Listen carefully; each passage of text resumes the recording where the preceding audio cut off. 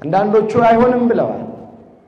የኦርቶዶክስ ነገር አበቃ፣ ክብሯ፣ ኃያልነቷ፣ ገናንነቷ፣ አስፈሪነቷ፣ ተደማጭነቷ አይመለስም፣ ለአንድና ለመጨረሻ ጊዜ ተቀብሯል፣ አከርካሪዋ ተመቷል ብለዋል።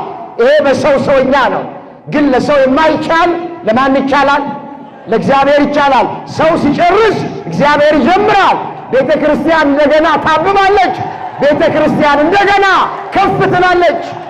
አዎ ጌታችን እንደተሰደደ አልቀረም፣ ከስደት ተመልሰዋል። እመቤታችን እንደተሰደደች አልቀረችም፣ ከስደት ተመልሳለች።